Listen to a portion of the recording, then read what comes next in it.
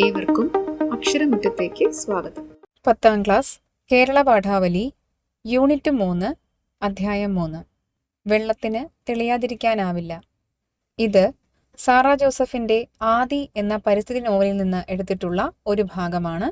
ഈ പാഠഭാഗത്തിന്റെ വിശകലനവും പാഠഭാഗ പ്രവർത്തനങ്ങളുടെ ഉത്തരമാതൃകകളുമാണ് ഈ വീഡിയോയുടെ ഉള്ളടക്കം. വീഡിയോ മുഴുവനായി കാണാനും പാഠഭാഗ പ്രവർത്തനങ്ങൾ എഴുതിയെടുത്ത് കൃത്യമായി പഠിക്കാനും ശ്രദ്ധിക്കുക. ആദ്യം തന്നെ എന്താണ് ആദി എന്ന നോവൽ എന്നൊന്ന് പറയാം. ആദി എന്നത് സാറാ ജോസഫിന്റെ ഒരു പരിസ്ഥിതി നോവലാണ്.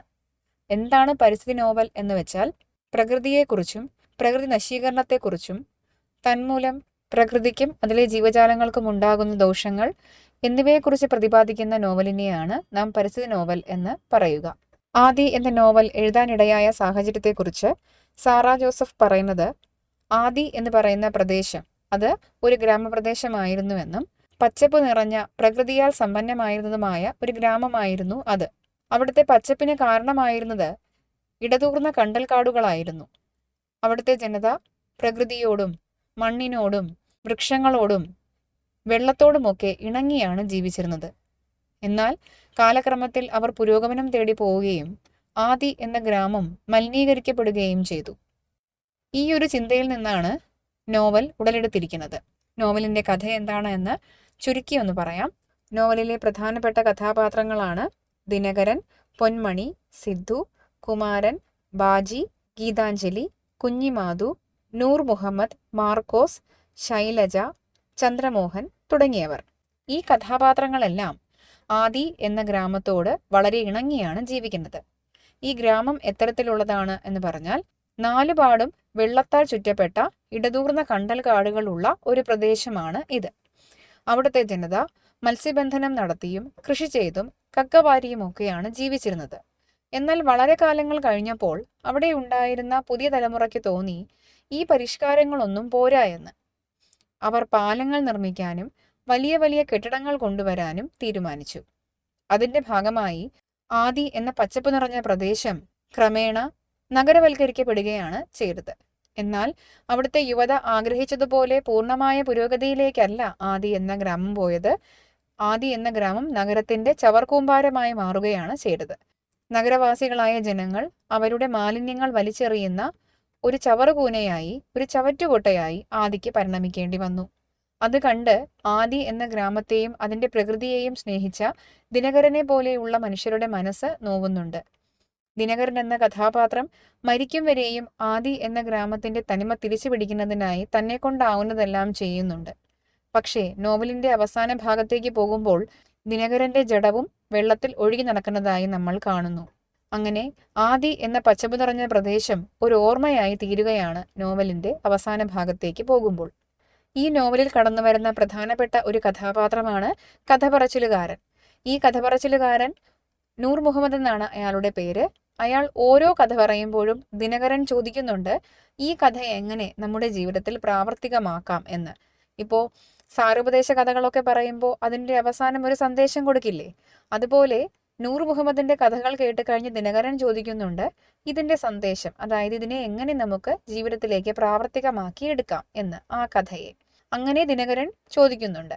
അതുപോലെ തന്നെ ഈ കഥയുടെ അവസാന ഭാഗത്തേക്ക്, അതായത് ആദി എന്ന നോവൽ അവസാനിച്ച് ദിനകരന്റെ ജഡം ഇങ്ങനെ വെള്ളത്തിലൂടെ മാലിന്യങ്ങൾക്കൊപ്പം ഒഴുകി നടക്കുമ്പോൾ, ആ പ്രദേശം മുഴുവനും മലിനീകരിക്കപ്പെടുമ്പോൾ സാറാ ജോസഫ് വായനക്കാരോട് ചോദിക്കുന്നുണ്ട്, എങ്ങനെ നമുക്ക് ഈ കഥ നമ്മുടെ ജീവിതത്തിൽ പ്രാവർത്തികമാക്കിയെടുക്കാം എന്ന്. അതായത് മനുഷ്യന്റെ ചെയ്തികൾ കാരണമാണ് പച്ചപ്പ് നിറഞ്ഞ സ്വച്ഛമായ ജീവിതമുണ്ടായിരുന്ന ഒരു സ്ഥലം മുഴുവനും മലിനീകരിക്കപ്പെട്ടത്. ഇതിൽ നിന്നും നമുക്ക് എന്തു മനസ്സിലാക്കാം എന്നാണ് സാറാ ജോസഫ് നമ്മോട് ചോദിക്കുന്നത്. പ്രകൃതി ഇല്ലാതെ നിങ്ങൾക്ക് ജീവിക്കാൻ സാധിക്കുമോ? പുരോഗമനം എന്ന പേരിൽ നിങ്ങൾ പ്രകൃതിയെ നശിപ്പിച്ചാൽ നിങ്ങൾക്ക് സ്വച്ഛമായ ഒരു ജീവിതം ഉണ്ടാകുമെന്ന് തോന്നുന്നുണ്ടോ എന്നൊക്കെയാണ് നോവലിസ്റ്റ് നമ്മോട് ഉന്നയിക്കുന്ന ചോദ്യങ്ങൾ. നമുക്കിനി പാഠഭാഗത്തേക്ക് കടക്കാം. ആദ്യമായി പാഠഭാഗം ഒന്ന് വായിക്കുകയാണ്, അതിനുശേഷം വിശകലനം ചെയ്യാം. പാഠഭാഗത്തിന്റെ ആമുഖമായി 2 വരികൾ നൽകിയിട്ടുണ്ട്, നോക്കുക. കാടിന്റെ മൗനത്തിൽ നിന്ന് സ്നേഹത്തിന്റെ ഉറവകളിലേക്ക്. ഇതിലൂടെ ഉദ്ദേശിച്ചിരിക്കുന്നത് ആദിമ മനുഷ്യന്റെ ജീവിതം ആരംഭിക്കുന്നത് കാടുകളിൽ നിന്നാണ്. അവിടെ അവന് സ്വസ്ഥവും സ്വച്ഛവുമായ ഒരു ജീവിതമുണ്ടായിരുന്നു. എന്നാൽ യന്ത്രവൽകൃതമായ ഒരു ലോകത്തിലേക്ക് അവൻ കടന്നപ്പോൾ അവന് ആ സ്വസ്ഥതയും സമാധാനവും നഷ്ടപ്പെടുകയാണ് ഉണ്ടായത്. കാടിന്റെ മൗനത്തിലാണ്, കാടിന്റെ സ്വച്ഛതയിലാണ് മനുഷ്യന് ഏറ്റവും സുഖമായും സന്തോഷമായും സ്നേഹത്തോടു കൂടിയും ജീവിക്കാൻ സാധിക്കുക എന്നാണ് ഇതിലൂടെ അർത്ഥമാക്കുന്നത്. പാഠഭാഗം കേൾക്കുക. വെള്ളത്തിന് തെളിയാതിരിക്കാനാവില്ല. 3 ദിവസമായി നൂർ മുഹമ്മദ് ഒരു പെൺകുട്ടിയെ ശ്രദ്ധിക്കുന്നു. തുടർച്ചയായി അവളെ വെള്ളത്തിനരികിൽ കണ്ടെത്തി. കുളക്കരയിൽ, തോടിന്റെ വക്കത്ത്, അല്ലെങ്കിൽ കായൽ കരയിൽ വെറുതെ അങ്ങനെ നിൽക്കുന്നതായിട്ടാണ് കണ്ടത്. വെള്ളത്തിലേക്ക് ഉറ്റുനോക്കി നിൽക്കുന്നു എന്നതൊഴിച്ചാൽ അവൾ പരിസരം അറിയുന്നുണ്ടായിരുന്നില്ല. അവൾ എന്തെങ്കിലും ചെയ്യുകയാണോ എന്ന് അയാൾ ശ്രദ്ധിച്ചു. അലക്കാനോ കുളിക്കാനോ കക്ക വാരാനോ ഒരുങ്ങുകയാണോ? എന്നാൽ ആ കുട്ടി വെറുതെ നിൽക്കുന്നതും അങ്ങനെ എത്ര നേരം വേണമെങ്കിലും നിൽക്കുന്നതും അയാൾക്ക് വിചിത്രമായി തോന്നി. 4-ാമത്തെ ദിവസം അയാൾ അവളെ കണ്ടത് വേലിയിറക്ക സമയത്ത് വെള്ളത്തിലൂടെ നടന്നു പോകുന്നതായിട്ടാണ്. നടന്നു നടന്ന് അവൾ കണ്ടൽക്കാടുകൾക്കിടയിൽ മറഞ്ഞുപോയി. നൂർ മുഹമ്മദിന് കൗതുകം തോന്നി.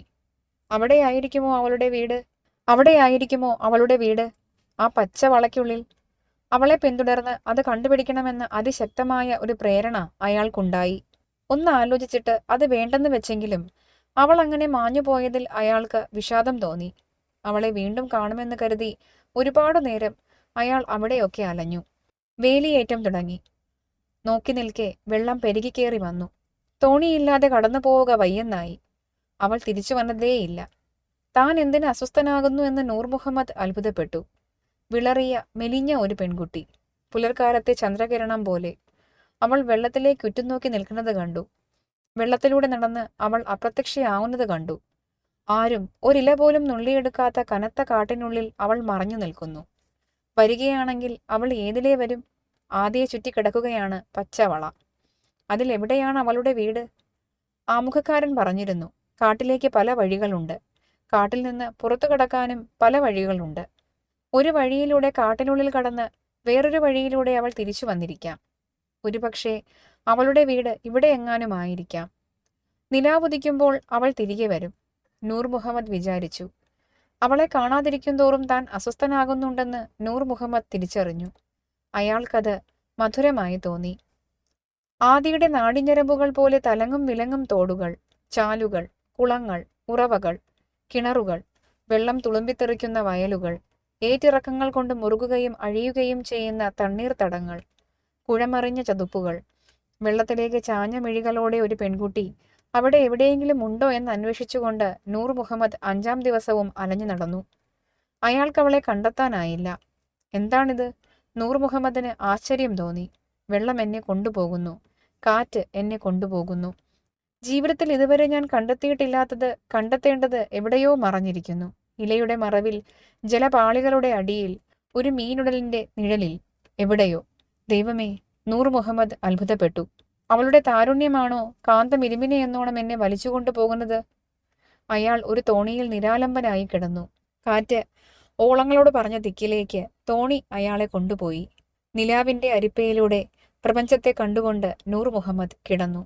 തലേനാളത്തേക്കാൾ ഉത്കണ്ഠാകുലവും വേദനാജനകവുമായിരുന്നു അന്നത്തെ അയാളുടെ അലച്ചിൽ. അവൾ ആരെന്നോ എന്തെന്നോ അറിഞ്ഞുകൂടാത്തതിനാൽ അവളെപ്പറ്റി ചോദിച്ചറിയാൻ നിർവാഹമില്ലായിരുന്നു. നിങ്ങൾ ആരെങ്കിലും കണ്ടോ? മെലിഞ്ഞു വിളറിയ ഒരു പെൺകുട്ടി എന്ന് ചോദിച്ചാൽ താൻ പരിഹസിക്കപ്പെട്ടേക്കും. തണുത്ത കാറ്റ് അയാളുടെ നെറുക തലോടി, ഇമകളെയും ചുംബിച്ചു, മുടിയിഴകളെ താരാട്ടി. അയാൾക്കുറക്കം വന്നു. വെള്ളം ഒരു മടിത്തട്ടാണ്. 6-ാമത്തെ ദിവസം. അത് വളരെ വേഗം അയാളെ അവളോടടുപ്പിച്ചു. ചെറിയ ഒരു ആമ്പൽക്കുളത്തിന്റെ കരയിൽ അയാൾ അവളെ കണ്ടെത്തി. നൂർ മുഹമ്മദിന്റെ ഹൃദയമിടിപ്പുകൾ പെരുകി. അവളെ സമീപിക്കാൻ തനിക്ക് ധൈര്യം വരുന്നില്ലെന്ന് അയാൾ അറിഞ്ഞു. എങ്കിലും അവൾക്കരികിൽ നിന്ന് മാറിപ്പോകാനും അയാൾക്കാവില്ലായിരുന്നു. കുല്ലിസൈ മിനൽ മായി, നൂർ മുഹമ്മദ് പറഞ്ഞു. എല്ലാം വെള്ളത്തിൽ നിന്ന്. പെൺകുട്ടി തിരിഞ്ഞു നോക്കി. ശിശുഭാവം വിടാത്ത ഒരു മുഖം അയാൾ കണ്ടു. വിഷാദത്തിനും ദുഃഖത്തിനുമിടയിൽ മുറുകെ പൂട്ടിയ മനോഹരമായ അധരങ്ങൾ കണ്ടു. കഥ പറച്ചിൽക്കാരനെ നോക്കി പെൺകുട്ടി പരിചയഭാവത്തിൽ തലയാട്ടി. നൂർ മുഹമ്മദിന് അവളുടെ അടുത്തേക്ക് ചെല്ലാൻ ധൈര്യം കിട്ടി. ഇവിടെ ഒറ്റയ്ക്ക് എന്ത് ചെയ്യുന്നു? അയാൾ ചോദിച്ചു. പെൺകുട്ടിയുടെ മുഖം വാടി. ആമ്പൽക്കുളത്തിലേക്ക് ചൂണ്ടിക്കാട്ടിയിട്ട് തന്നോട് തന്നെ എന്നോണം അവൾ പറഞ്ഞു. കലങ്ങിയിരിക്കുന്നു. നൂർ മുഹമ്മദ് പുഞ്ചിരിച്ചു.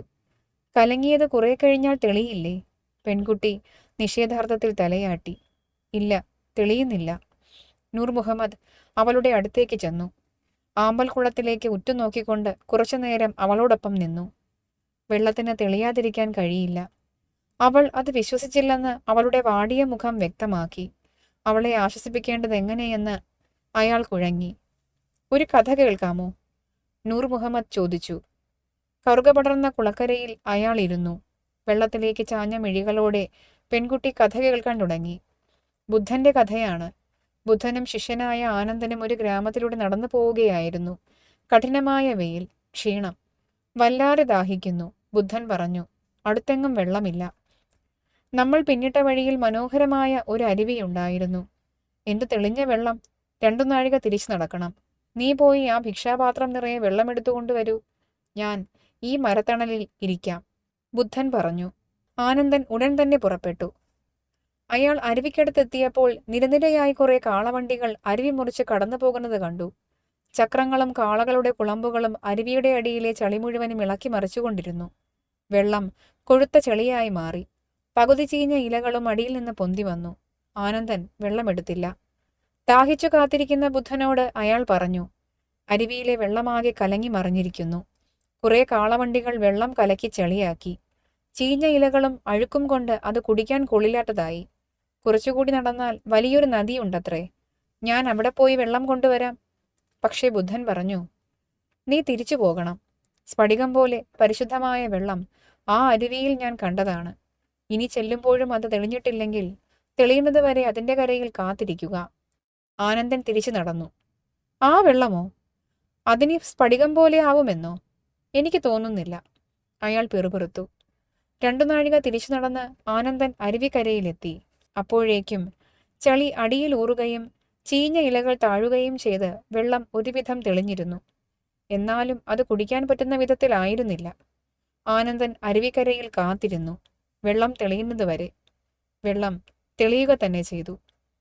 പെൺകുട്ടിയുടെ മൃദുലമായ തേങ്ങലുകൾ കേട്ട് നൂർ മുഹമ്മദ് കഥ പറച്ചിൽ നിർത്തി. ഈ വെള്ളവും അങ്ങനെയായിരുന്നു. എത്ര കലങ്ങിയാലും തെളിഞ്ഞു വരുമായിരുന്നു. പോത്തുകൾ കുത്തിമറിഞ്ഞാലും ഞാൻ കുളിക്കാനെത്തുമ്പോഴേക്കും കണ്ണാടി പോലെ തെളിഞ്ഞ് ആകാശത്തെയും മേഘങ്ങളെയും പ്രതിഫലിപ്പിച്ച് കിടക്കുമായിരുന്നു. ദുർബലമായ തണ്ടിൽ നിവർന്നു നിൽക്കാൻ പാടുപെടുന്ന മുഖം താഴ്ത്തിപ്പിടിച്ച 2 ആമ്പൽപ്പൂക്കളിലേക്ക് നോക്കി നൂർ മുഹമ്മദ് നെടുവീർപ്പിട്ടു. കഥയുടെ ബാക്കി കൂടി കേൾക്കാമോ? അയാൾ ചോദിച്ചു. പെൺകുട്ടി സമ്മതഭാവത്തിൽ തലയാട്ടി. കണ്ണു തുടയ്ക്കൂ, നൂർ മുഹമ്മദ് വാത്സല്യത്തോടെ പറഞ്ഞു. അയാളുടെ ശബ്ദത്തിന്റെ മാർദ്ദവം അവളെ അഗാധമായി സ്പർശിച്ചു. വിളറിയ വിരലുകൾ കൊണ്ട് കണ്ണീർ തുടച്ചു കളയുകയും ചെറുതായി പുഞ്ചിരിക്കുകയും ചെയ്തു അവൾ. ആനന്ദൻ വെള്ളവുമായി ബുദ്ധന്റെ അടുത്തെത്തി. അയാൾ സന്തുഷ്ടനായിരുന്നു. എന്നോട് ക്ഷമിക്കണേ, അയാൾ ബുദ്ധനോട് പറഞ്ഞു. എന്നെ 2 തവണ നടത്തിച്ചതിൽ എനിക്ക് താങ്കളോട് ദേഷ്യമുണ്ടായിരുന്നു. താങ്കൾ കഠിനഹൃദയനാണെന്ന് ഞാൻ ചിന്തിച്ചു. എനിക്ക് ദേഷ്യവും സങ്കടവും ഉണ്ടായിരുന്നു. അത്രയും നടക്കാൻ എനിക്ക് ഒട്ടും ഇഷ്ടമുണ്ടായിരുന്നില്ല.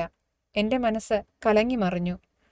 പക്ഷേ അരുവി തെളിഞ്ഞു വരുന്നത് വരെ ഒന്നും ചെയ്യാനില്ലാതെ കാത്തിരുന്നപ്പോൾ പതുക്കെ ദേഷ്യവും സങ്കടവും ഇഷ്ടക്കേടുകളും എല്ലാം ചെളി ഊറിക്കൂടും പോലെയും ചീഞ്ഞ ഇലകൾ താണുപോകും പോലെയും താഴേക്കടിയുന്നതും മനസ്സ് തെളിഞ്ഞു വരുന്നതും ഞാൻ അനുഭവിച്ചു.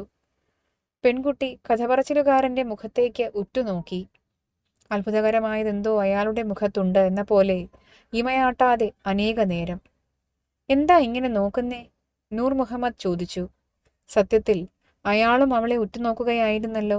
ഒരു കുഞ്ഞിന്റെ കൗതുകം മുറ്റിയ കണ്ണുകളിൽ നിന്നെന്ന പോലെ അവളിൽ നിന്ന് തന്നിലേക്ക് ഒഴുകിയെത്തുന്ന ആനന്ദം അയാളിൽ തിരയിളക്കങ്ങൾ ഉണ്ടാക്കിക്കൊണ്ടിരുന്നു. പെൺകുട്ടിയെ നൂർ മുഹമ്മദ് മൃദുവായി വിളിച്ചു. തന്റെ സത്തയുടെ ആഴത്തിൽ നിന്നാണ് താൻ അവളെ അങ്ങനെ വിളിക്കുന്നതെന്ന് അയാൾ അറിഞ്ഞു. അയാൾ കണ്ണടച്ചിരുന്ന് അവളെ കാണാൻ ശ്രമിച്ചു. ആനന്ദമാണ് അവൾ. ഇലകളിൽ പെയ്യുന്ന മഴത്തുള്ളികൾ പോലെ വിഷാദഭരിതമായ ലോകത്തെക്കുറിച്ചുള്ള അന്വേഷണത്തിന്റെ വഴിയും ജീവനുമാണ് അവൾ. ആരും കാണാത്തത് ആദ്യം കണ്ടവൾ. ആരും ഉത്കണ്ഠപ്പെടാത്തതിനെക്കുറിച്ച് ആദ്യം ഉത്കണ്ഠപ്പെടുന്നവൾ. ആരും വേദനിക്കാത്തതിനെ ചൊല്ലി ഏറെ വ്യസനിക്കുന്നവൾ. എന്താ കണ്ണടച്ചിരിക്കണേ? പെൺകുട്ടി ചോദിച്ചു. കാണുകയാണ്. കണ്ണടച്ചിരുന്ന കാണുമോ? കാണും. എനിക്കും? തീർച്ചയായും. പെൺകുട്ടി കണ്ണടച്ചു. എത്ര നേരം കണ്ണടച്ചിരിക്കണം? അവൾ ചോദിച്ചു. കാണുന്നതുവരെ അവൾ കണ്ണടച്ചിരുന്നു. പിന്നെ കാണാൻ തുടങ്ങി. അനന്തമായ നീലാകാശം, നിർമ്മല തടാകം, പച്ചക്കാടുകൾ, ഒഴുകിയെത്തുന്ന അരുവികൾ, ദൂരെ നിന്ന് കാറ്റിനോടൊപ്പം ആടിയുലഞ്ഞു വരുന്ന തോണി, തോണിയിൽ ഏകനായി കണ്ണടച്ചിരിക്കുന്ന കഥപറച്ചിലുകാരൻ. അയാൾ അടുത്തു വരുംതോറും ഏതോ മൃദുലമായ സുഗന്ധം അവളെ തഴുകുന്നു. ഏത് പൂവിന്റെ മണമാണ് നിങ്ങൾക്ക് എന്ന് ചോദിക്കേണ്ടതിന് പകരം അവൾ ചോദിച്ചു, ഏത് പൂവാണ് നിങ്ങൾ? 100 ചിലങ്കകൾ ഒന്നിച്ചു കിളങ്ങും പോലെ വെള്ളത്തിന്റെ ഒച്ച കേട്ട് നൂർ മുഹമ്മദ് കണ്ണു തുറന്നു. മിന്നുന്ന വെയിലിൽ നീർച്ചാലിലെ വെള്ളം ചവിട്ടിത്തെറിപ്പിച്ചുകൊണ്ട് ആ പെൺകുട്ടി ഓടിപ്പോകുന്നത് കണ്ടു. അവൾക്കു ചുറ്റും സ്ഫടികമണികൾ പോലെ വെള്ളം ചിതറിത്തെറിച്ചുകൊണ്ടിരുന്നു. ആദി, സാറ ജോസഫ്. നമുക്കിനി ഈ പാഠഭാഗത്തിന്റെ വിശകലനത്തിലേക്ക് കടക്കാം. ഇത് സ്വതവേ അല്പം ദൈർഘ്യമുള്ള ഒരു പാഠഭാഗമാണ് അല്ലേ? അപ്പോൾ നിങ്ങൾ അതിനകത്ത് നിന്ന് മനസ്സിലാക്കിയിരിക്കേണ്ടുന്ന കഥ ഞാൻ ചുരുക്കി എന്ന് പറയുകയാണ്. അതുമാത്രം ശ്രദ്ധിച്ച് കേൾക്കുക. അതിനുശേഷം 1-2 വട്ടം ഈ പാഠഭാഗം ഒന്ന് ആവർത്തിച്ച് വായിക്കുക. ഓക്കെ. ഇതിനകത്ത് 2 കഥാപാത്രങ്ങളാണ് ഈ ഒരു പാഠഭാഗത്ത് കടന്നു വരുന്നത്. ഒന്ന് പെൺകുട്ടി, മറ്റേത് നൂർ മുഹമ്മദ് എന്ന കഥ പറച്ചിലുകാരൻ. ഞാൻ ആദ്യമേ പറഞ്ഞു, ആദി എന്ന ഗ്രാമത്തിൽ കഥ പറച്ചിലുകാർ വരാറുണ്ട്. അതിലെ ഒരു കഥ പറച്ചിലുകാരനാണ് നൂർ മുഹമ്മദ്. നൂർ മുഹമ്മദ് ജനങ്ങളോടായി ഇങ്ങനെ പല പല കഥകൾ പറയും. ആ കഥകളെല്ലാം ശ്രദ്ധിച്ച് കേൾക്കുന്നയാളാണ് ഈ നോവലിലെ പ്രധാന കഥാപാത്രമായ ദിനകരൻ. ദിനകരൻ കഥ കേൾക്കുക മാത്രമല്ല, കഥയുടെ അവസാനം എന്താണ് ഈ കഥയുടെ സന്ദേശം, ആ സന്ദേശം എങ്ങനെ ജീവിതത്തിലേക്ക് പ്രാവർത്തികമാക്കാം എന്നൊക്കെ ചോദിക്കുന്നുണ്ട്. അപ്പോൾ ആളുകൾക്ക് ജീവിതത്തിന് ഉപകാരപ്രദമായ കഥകൾ പറയുന്ന ഒരാളാണ് നൂർ മുഹമ്മദ് എന്ന് മനസ്സിലായല്ലോ. അപ്പോൾ അങ്ങനെയിരിക്കെ ഒരു ദിവസം നൂർ മുഹമ്മദ് വെള്ളത്തിന്റെ കരയിൽ, ആദിയെ ചുറ്റി നിറയെ ജലാശയങ്ങളാണ് പറഞ്ഞല്ലോ. ആദി മുഴുവനായും 90% വെള്ളം തന്നെയാണ്. അവിടുത്തെ ജനങ്ങൾ വെള്ളവുമായി ഇടപഴകിയും ബന്ധപ്പെട്ടുമാണ് ജീവിക്കുന്നത്. അപ്പോൾ അങ്ങനെയുള്ള ഒരു ദിവസം നൂർ മുഹമ്മദ് നോക്കുമ്പോൾ ഒരു പെൺകുട്ടി പുഴയുടെ കരയിൽ ഇങ്ങനെ തനിച്ചു നിൽക്കുകയാണ്. സാധാരണയായി പുഴക്കരയിലേക്ക് വരുന്ന ആളുകൾ എന്താ ചെയ്യുക? ആദിയിലെ ജനങ്ങൾ മത്സ്യബന്ധനത്തിൽ, മീൻപിടുത്തത്തിലൊക്കെ ഏർപ്പെടുന്നവരാണ്. ഒന്നുകിൽ മീൻ പിടിക്കാൻ വന്നതായിരിക്കും എന്ന് കരുതി, അല്ലെങ്കിൽ കക്ക വാരാൻ വന്നതായിരിക്കും എന്ന് കരുതി, അല്ലെങ്കിൽ കുളിക്കാൻ വന്നതായിരിക്കും എന്നും കരുതി.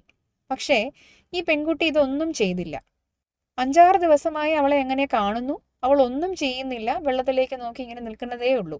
സ്വാഭാവികമായും ഒരു പെൺകുട്ടി ഇങ്ങനെ പ്രത്യേകിച്ച് ഒരു കാരണവുമില്ലാതെ വെള്ളത്തിലേക്ക് ഉറ്റുനോക്കി നിൽക്കുമ്പോൾ അത് കാണുന്നയാൾക്കൊരു അസ്വാഭാവികത, അതിലൊരു ആകാംക്ഷ തോന്നും.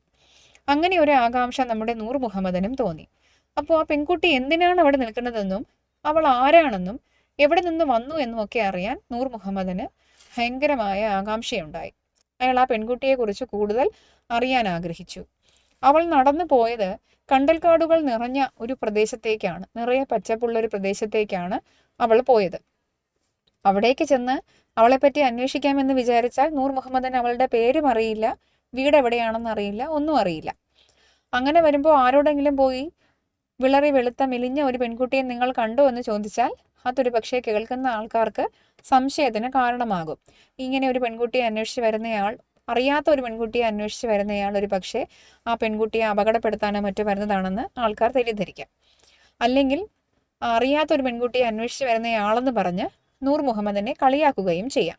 ഇത് രണ്ടും ഭയന്ന് അയാൾ ആരോടും പെൺകുട്ടിയെക്കുറിച്ച് അന്വേഷിച്ചില്ല. പക്ഷെ അപ്പോഴും ഈ അടങ്ങാത്ത ആകാംക്ഷ നൂർ മുഹമ്മദിന്റെ മനസ്സിൽ കിടക്കുകയാണ്. നൂർ മുഹമ്മദ് രാവും പകലും ഇല്ലാതെ ആ പെൺകുട്ടിയെ തിരഞ്ഞു നടക്കുന്നു. ഒടുവിൽ ഒരു ദിവസം അവളെ ഒരു കുളത്തിന്റെ കരയിൽ വെച്ച് അയാൾ കണ്ടുമുട്ടുന്നു. കണ്ടുമുട്ടുമ്പോൾ അയാൾ പെൺകുട്ടിയുടെ അരികിലേക്ക് ചെല്ലുന്നു. പെൺകുട്ടിക്ക് ഇയാളെ അറിയാം, ഇയാളൊരു കഥ പറച്ചിലുകാരനാണല്ലോ. അപ്പോൾ ഇയാളെ പെൺകുട്ടിക്ക് അറിയാം. പെൺകുട്ടി അയാളോട് പരിചയഭാവത്തിൽ നോക്കുന്നുണ്ട്, തലയാട്ടുകയൊക്കെ ചെയ്യുന്നു. നൂർ മുഹമ്മദ് അവളോട് ചോദിക്കും, എന്തിനാണ് ഇവിടെ ഇരിക്കുന്നത്, എന്താണ് എന്ന് ചോദിക്കും. അപ്പോൾ അവൾ പറയും, ഈ കുളത്തിലെ വെള്ളം കലങ്ങിയിരിക്കുകയാണ്, അത് തെളിയുന്നില്ല എന്ന് പറയും. അപ്പോൾ നൂർ മുഹമ്മദ് പറയും, കലങ്ങിയിട്ടുണ്ടെങ്കിൽ അത് തെളിയുമല്ലോ. വെള്ളം ഏതെങ്കിലും കാരണം കൊണ്ട് ചെളിയായി കലങ്ങി കിടക്കുകയാണെങ്കിൽ കുറച്ച് സമയം കഴിയുമ്പോൾ പൊടിയെല്ലാം താഴേക്ക് പോയിട്ട്, ചെളിയെല്ലാം താഴേക്ക് പോയിട്ട് വെള്ളം തെളിഞ്ഞ് നല്ല ശുദ്ധമായ വെള്ളമായി മാറുമെന്ന് പറയുന്നു. പക്ഷെ പെൺകുട്ടി അത് സമ്മതിച്ചു കൊടുക്കുന്നില്ല. കാരണം അവൾക്കറിയാം, ഒരുപാട് ദിവസമായിട്ട് ഈ വെള്ളം ഇങ്ങനെ തന്നെ, ആദിയിലെ ജലാശയങ്ങളിലെ വെള്ളം ഇങ്ങനെ കലങ്ങി മറിഞ്ഞ് കിടക്കുകയാണ്. അതിന് കാരണം എന്താണെന്ന് ചോദിച്ചാൽ, ഞാൻ ആദ്യമേ പറഞ്ഞല്ലോ, നോവലിൽ പറയുന്നുണ്ട്, ആദി എന്ന ഗ്രാമത്തിൽ നിറയെ വെള്ളമാണ്, ജലാശയത്താൽ ചുറ്റപ്പെട്ട പ്രദേശമാണ്, അവിടെയുള്ള ആളുകൾ മീൻ പിടിച്ചും കക്കവാരിയും കൃഷി ചെയ്തും ഒക്കെയാണ് ജീവിച്ചിരുന്നത്. പക്ഷേ കുറച്ചു കഴിഞ്ഞപ്പോൾ അവിടെ ഉണ്ടായിരുന്ന യുവതലമുറയിലെ ചെറുപ്പക്കാർക്ക് തോന്നി, ഇങ്ങനെയൊന്നും ജീവിച്ചാൽ പോരാ, ഈ പ്രദേശത്ത് കുറേ പരിഷ്കാരങ്ങളൊക്കെ കൊണ്ടുവരണം, പാലം കെട്ടണം, കെട്ടിടങ്ങൾ വരണം എന്നൊക്കെയുള്ള ആഗ്രഹം ഉണ്ടാവുകയും നിർമ്മാണ പ്രവർത്തനങ്ങളും മറ്റും നടക്കുകയും നഗരത്തിൽ നിന്നുള്ള ആളുകൾ അവിടേക്ക് വരികയും ഒക്കെ ചെയ്തു. സ്വാഭാവികമായും ആദി പയ്യെ പയ്യെ മലിനീകരിക്കപ്പെട്ടു തുടങ്ങി. പുതിയ കെട്ടിടങ്ങൾ നിർമ്മിക്കുന്നതിൻ്റെയും മാലിന്യങ്ങൾ കൊണ്ട് തള്ളുന്നതിൻ്റെയും ഒക്കെ ഫലമായിട്ട് ആദിയിലെ ജലാശയങ്ങളെല്ലാം മലിനീകരിക്കപ്പെട്ടു തുടങ്ങി. അപ്പോൾ അങ്ങനെ എന്തോ ഒരു മാറ്റം ആദി എന്ന ഗ്രാമത്തിൽ അതിൻ്റെ പ്രകൃതിയിൽ ഉണ്ടാകുന്നു എന്ന് ഈ പെൺകുട്ടി തിരിച്ചറിയുന്നുണ്ട്. കാരണം അവൾ ചെറുപ്പം മുതൽ, കുഞ്ഞുനാൾ മുതൽ തന്നെ ഈ ജലാശയങ്ങളുമായി ഇടപഴകി അതിനെ തൻ്റെ ജീവിതത്തിൻ്റെ ഭാഗമാക്കി കൊണ്ടു നടന്ന ഒരുവളാണ് ഈ പെൺകുട്ടി. അപ്പോൾ ആ വെള്ളത്തിലുണ്ടായ ചെറിയ മാറ്റങ്ങൾ പോലും അവൾ ശ്രദ്ധിക്കുന്നത് കൊണ്ടാണ് വെള്ളം കുറച്ച് ദിവസമായി തെളിയുന്നില്ല എന്നത് അവളെ ആശങ്കപ്പെടുത്തുന്നത്. അപ്പോൾ അവളെ ആശ്വസിപ്പിക്കുന്നതിന് വേണ്ടിയിട്ട് ആണ് നൂർ മുഹമ്മദ് ബുദ്ധൻ്റെയും ശിഷ്യനായ ആനന്ദൻ്റെയും കഥ പറഞ്ഞു കൊടുക്കുന്നത്. ബുദ്ധനും ആനന്ദനും കൂടി നടന്നു പോകുമ്പോൾ ബുദ്ധന് വെള്ളം ദാഹിക്കുകയും ബുദ്ധൻ ശിഷ്യനോട് വെള്ളമെടുക്കാൻ പറഞ്ഞു വിടുകയും ചെയ്യുന്നു. അയാൾ ചെല്ലുമ്പോൾ ആ ജലാശയം മുഴുവനും കലങ്ങിയിരിക്കുകയാണ്. അയാൾ വെറും കൈയോടെ മടങ്ങി വരുന്നു. ബുദ്ധൻ വീണ്ടും തിരിച്ചു പറഞ്ഞു വിടുന്നു. ക്ഷമയോടുകൂടി കാത്തിരുന്ന അയാൾ വെള്ളം തെളിഞ്ഞതിന് ശേഷം എടുത്തുകൊണ്ട് വരുന്നു. അപ്പോഴേക്കും അയാൾക്ക് ബുദ്ധനോട് തോന്നിയ ദേഷ്യമൊക്കെ മാറുന്നുണ്ട്. അപ്പോൾ ഈ ഒരു കഥ അദ്ദേഹം പെൺകുട്ടിക്ക് പറഞ്ഞു കൊടുക്കുന്നു. ഇതിലൂടെ പെൺകുട്ടിയുടെ മനസ്സിലേക്ക് ഒരു പ്രത്യാശ, ഒരു പ്രതീക്ഷ ഉണ്ടാക്കി കൊടുക്കുകയാണ് നൂർ മുഹമ്മദ് ചെയ്തത്. അപ്പോൾ ആ കഥ കേട്ട് തൽക്കാലത്തേക്കെങ്കിലും പെൺകുട്ടിക്ക് ഒരു ആശ്വാസവും പ്രതീക്ഷയും ഉണ്ടാകുന്നുണ്ട്. ഇതുപോലെ ആദിയിലെ വെള്ളവും കലങ്ങി തെളിയുമെന്നും ആദി പഴയതുപോലെ ആകുമെന്നും അതിന് വേണ്ടത് ക്ഷമയോടെയുള്ള കാത്തിരിപ്പാണെന്നും ഇതിനെക്കുറിച്ച് ആശങ്കപ്പെടേണ്ട എന്നുമൊക്കെ ആ പെൺകുട്ടി ധരിച്ചിട്ട് അവൾ അതോർത്ത് സന്തോഷവതിയായി തിരിച്ച് വീട്ടിലേക്ക് ഓടിപ്പോകും. അപ്പോൾ തന്നെ കൊണ്ട് ഒരു പെൺകുട്ടിയെ സന്തോഷിപ്പിക്കാൻ കഴിഞ്ഞല്ലോ എന്നുള്ള ആത്മസംതൃപ്തി നൂർ മുഹമ്മദിന് ഉണ്ടാകുന്നുണ്ട്. നൂർ മുഹമ്മദ് വളരെ കാലമായി എന്തോ ഒന്ന് അന്വേഷിച്ച് നടക്കുകയാണ്. ആ എന്തോ ഒന്ന് എന്ന് പറയുന്നത് അയാളുടെ ആത്മസംതൃപ്തിയും സന്തോഷവും ശാന്തിയുമാണ്. അത് അയാൾക്ക് ആ പെൺകുട്ടിയുടെ നിഷ്കളങ്കമായ പുഞ്ചിരിയിൽ നിന്ന്, അവളുടെ ആനന്ദത്തിൽ നിന്ന് കിട്ടുന്നുണ്ട്. തന്നെ കാരണം ഒരു മനുഷ്യജീവിയെ സന്തോഷിപ്പിക്കാൻ കഴിഞ്ഞു എന്നുള്ള ആത്മസംതൃപ്തിയാണ് അവിടെ നൂർ മുഹമ്മദിൽ നിറയുന്നത്. അപ്പോൾ ഈ ഒരു കഥയിലൂടെ, പെൺകുട്ടിക്ക് പറഞ്ഞു കൊടുത്ത കഥയിലൂടെ നൂർ മുഹമ്മദ് അവളെ സന്തോഷിപ്പിക്കുകയും സമാധാനിപ്പിക്കുകയും ചെയ്യുന്നു. അതോടൊപ്പം തന്നെ നൂർ മുഹമ്മദിന് സംതൃപ്തി ഉണ്ടാവുകയും ചെയ്യുന്നു. പക്ഷേ ഈ കഥയ്ക്ക് ശേഷവും പിന്നീട് ഇവർ പ്രത്യാശിക്കുന്നത് ആദിയിലെ വെള്ളവും കലങ്ങി തെളിയുമെന്നും എല്ലാം പഴയ സ്ഥിതിയിലേക്ക് തിരിച്ചു വരുമെന്നുമാണ്. പക്ഷേ അത് താൽക്കാലികമായൊരു പ്രതീക്ഷ മാത്രമായിരുന്നുവെന്നും ആദി പൂർണ്ണമായും നഗരവൽക്കരിക്കപ്പെട്ട് നഗരത്തിൻ്റെ മാലിന്യ കൂമ്പാരമായി നശിച്ചു പോകുന്നുവെന്ന് നമുക്ക് നോവൽ മുഴുവനായിട്ട് വായിക്കുമ്പോൾ മനസ്സിലാക്കാൻ സാധിക്കുന്നുണ്ട്. അപ്പോൾ ഈ പാഠഭാഗത്തിൻ്റെ ആശയം ഇതാണ്. അപ്പോൾ നിങ്ങൾ ഈ രണ്ടുപേരുടെ കഥകളിലായിട്ട്, അതായത് നൂർ മുഹമ്മദ്, ഇവിടെ എന്തായിരുന്നു നൂർ മുഹമ്മദിൻ്റെ ആശങ്ക, അത് അദ്ദേഹം എങ്ങനെയാണ് പരിഹരിച്ചത്, പെൺകുട്ടിയുടെ പ്രശ്നം എന്തായിരുന്നു, പെൺകുട്ടിയുടെ വിഷമത്തെ പരിഹരിക്കുന്നതിന് വേണ്ടി നൂർ മുഹമ്മദ് ഒരു കഥ പറഞ്ഞു കൊടുത്തു, അതിൻ്റെ സന്ദേശം എന്തായിരുന്നു എന്നും ഓർക്കുക. മറ്റൊന്ന്, ഇവിടെ രണ്ടുപേർക്കും കിട്ടിയിട്ടുള്ള ആനന്ദം എന്ന് പറയുന്നത് അത് താൽക്കാലികമായിരുന്നു. പെൺകുട്ടിക്ക് ഒരു താൽക്കാലികമായ സമാധാനമാണ് നൂർ മുഹമ്മദ് കൊടുത്തത്. നാളെ ഈ വെള്ളമെല്ലാം കലങ്ങി തെളിയുമെന്ന പ്രതീക്ഷയിൽ അവൾ ഇന്ന് സന്തോഷിച്ചുകൊണ്ട് ഓടിപ്പോവുകയാണ്. പക്ഷേ അവളുടെ സന്തോഷത്തിൽ നിന്ന് നൂർ മുഹമ്മദിന് ഇതുവരെ കിട്ടാത്ത ഒരു ആനന്ദവും തൃപ്തിയും ഒക്കെ ലഭിക്കുന്നതായിട്ടും കാണാൻ സാധിക്കും. ഇത് ഇത്രയുമാണ് ഈ പാഠഭാഗത്ത് വരുന്ന ഒരു ആശയം. ഇത് മനസ്സിൽ വെച്ചുകൊണ്ട് ഈ പാഠഭാഗം വീണ്ടും ആവർത്തിച്ച് വായിക്കുക. ഇതേ തുടർന്ന് ഈ പാഠഭാഗത്തിൻ്റെ പ്രവർത്തനങ്ങളുടെ ഉത്തരമാതൃകകളാണ് വരുന്നത്. പാഠഭാഗ പ്രവർത്തനങ്ങൾ കൃത്യമായി എഴുതിയെടുത്ത് പഠിക്കാൻ ശ്രദ്ധിക്കുക. ഈ ഉത്തരങ്ങളെ മുൻനിർത്തി നിങ്ങളുടേതായ ഉത്തരങ്ങൾ രൂപീകരിക്കാനും ശ്രമിക്കുക. നിങ്ങളുടേതായ സംശയങ്ങളും നിർദ്ദേശങ്ങളും കമൻറ്റുകളായി രേഖപ്പെടുത്തുക. നന്ദി.